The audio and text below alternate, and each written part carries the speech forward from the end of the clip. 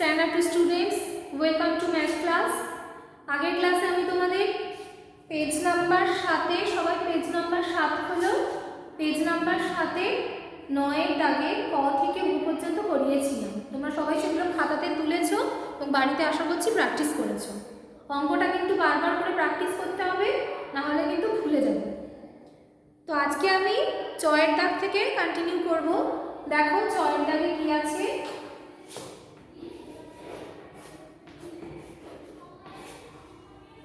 দুটি সমান সংখ্যার বিয়োগফল কত? এটা কিন্তু গণিত মেধা কোশ্চেন, তোমাদের এখন করাচ্ছি, মেধাতে পরে করাবো। দুটি সমান সংখ্যার বিয়োগফল কত? যে কোনো দুটি সংখ্যা, সে 5 বিয়োগ 5 করলেও 0, 10 বিয়োগ 10 করলেও 0, যে কোনো দুটি সমান সংখ্যার বিয়োগফল মানে একটা সংখ্যা থেকে আরেকটা সংখ্যা বাদ দিতে হবে। দুটি সমান সংখ্যার বিয়োগফল কত হবে? সবসময় 0 হবে। মানে কি লিখবে?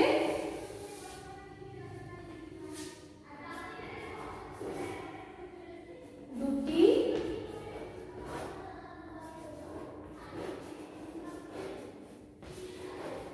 সমান সংখ্যার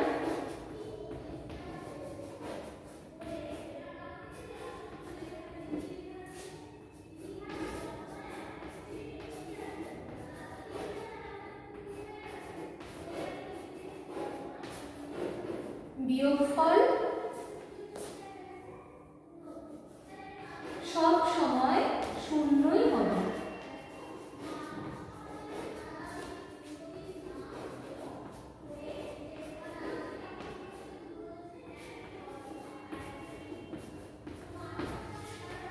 দুটি সমান সংখ্যার বিয়োগফল সব সময় 0ই হবে। পরে আছে দেখো 6-এর দাগে কয়টি 10 পয়সায় 7 টাকা হয়? তাহলে 1 টাকায় কটি 10 পয়সা থাকে? 10টি 10 পয়সা থাকে। তাহলে 7 টাকায় কটি 10 পয়সা হবে?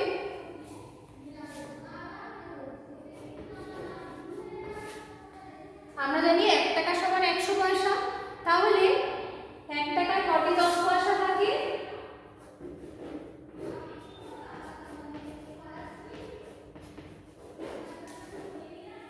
1 টাকায়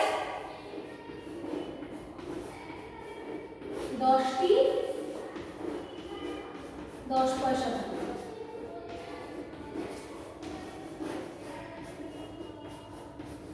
10 গুণিতক 10, 10 10-এ 100। তোমরা সবাই জানো 10-এর নামটা, 10 10-এ 100। তাহলে 1 টাকায় কটি 10 পয়সা থাকে? 10টি 10 পয়সা থাকে। তাহলে কি বলেছে? 7 টাকায় কটি 10 পয়সা হবে? তাহলে 7 টাকায়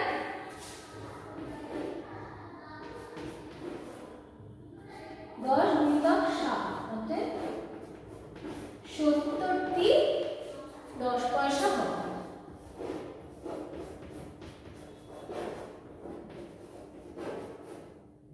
পয়সা হয়।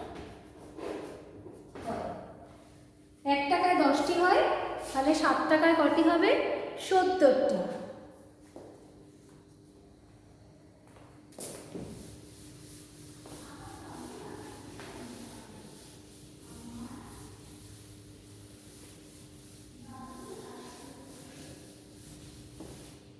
এরপর দেখো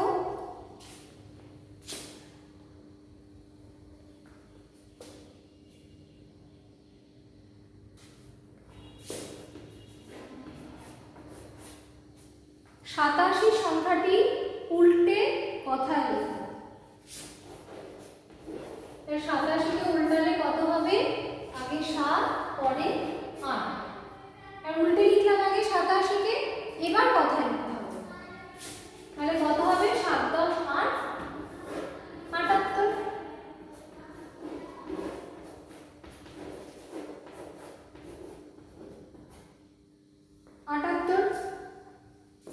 তারপরে 6-এর দাগে আছে 5কে 5 দিয়ে গুণ করে গুণফল কথায় লেখো।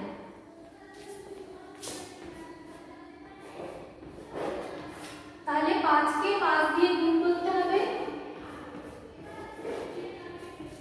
5 গুণিতক 5, 5 5-এ 25।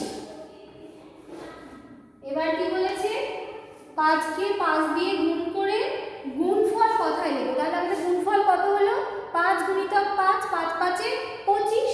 তাহলে 25কে কথায় লিখবো,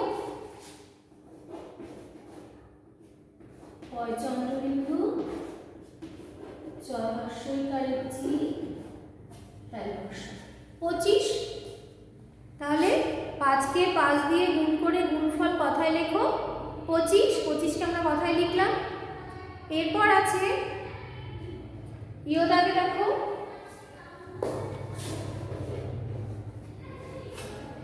কোন সংখ্যা থেকে 0 বিয়োগ করলে বিয়োগফল কি হবে। ধরো তোমার কাছে 5 টাকা আছে, 5 টাকা থেকে 0 টাকা মানে কিছুই দিলাম না, তাহলে কি হবে, 5 টাকাই থাকলো। তার মানে হচ্ছে কোনো সংখ্যা থেকে 0 মানে কিছুই না, 0 বিয়োগ করলে কি হবে, সেই সংখ্যাই থাকবে।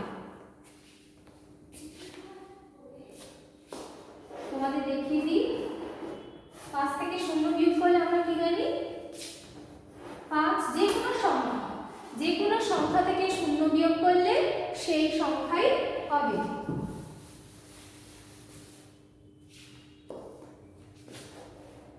তাহলে কি লিখবে, কোনো সংখ্যা থেকে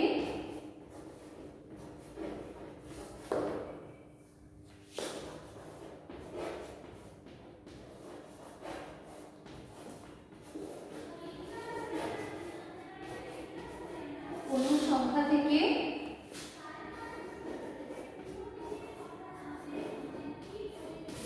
0 বিয়োগ করলে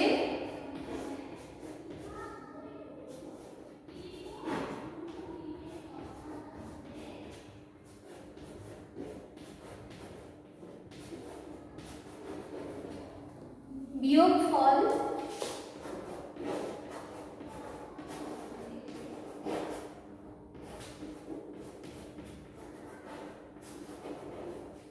সেই সংখ্যাই হবে।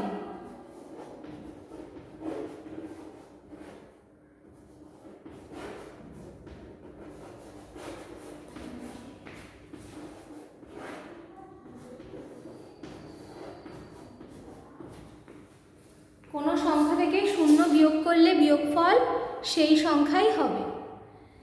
এরপরে 10-এর দাগ, 11, 12 এগুলো তোমাদের করতে হবে না, এগুলো বাদ তোমরা ক্রস দিয়ে রাখতে পারো, এগুলো তোমাদের পরীক্ষায় থাকবে না, তোমাদের করানো হবে না।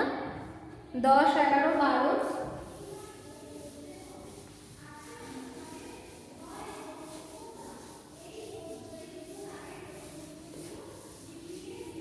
এরপরে 13 দাগে আছে সমস্যাগুলি সমাধান করো। এগুলো ভাষার অঙ্ক। কি বলেছে, তোমার শ্রেণীতে 25 জন ছাত্র ও 13 জন ছাত্রী পড়াশুনো করে, মোট ছাত্রছাত্রীর সংখ্যা কত। ভাষার অঙ্ক। কি বলেছে আগে বুঝতে হবে, 13 জন ছাত্র আর 25 জন ছাত্র ও 13 জন ছাত্রী আছে। দেখো 13 কয়েকটা ভাষার অঙ্ক তোমাদের কিন্তু এবার তোমরা 2-এ উঠেছো, এবার কিন্তু একটু লিখে লিখে করতে হবে। লিখে লিখে করলে কি হবে, ভুল হওয়ার সম্ভাবনাটা কম থাকে, তার জন্য তোমাদের আমি বলি লিখে লিখে করতে ভাষার অঙ্ক। দেখো ছাত্র কত আছে, 25 জন।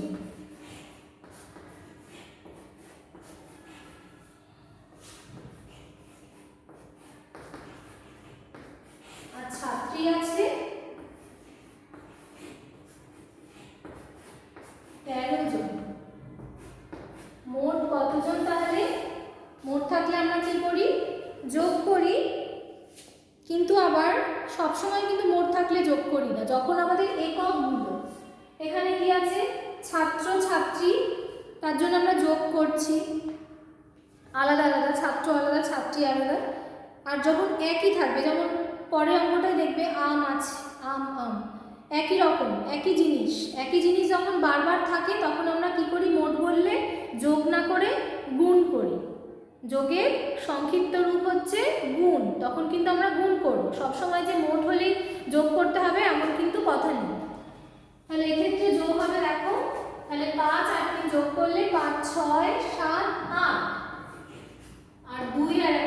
করলে 3, 38 জন। অতএব মোট ছাত্রছাত্রীর সংখ্যা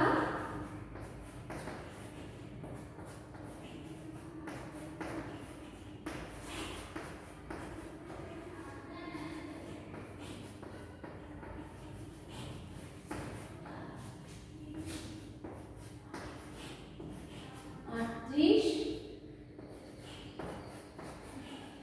জন। ক্ষয়ের দাগ থেকে তোমরা সবাই বাড়িতে চেষ্টা করবে, আমি নেক্সট ক্লাসে আবার করিয়ে দেব। সবাই খুব ভালো থাকবে। Thank you.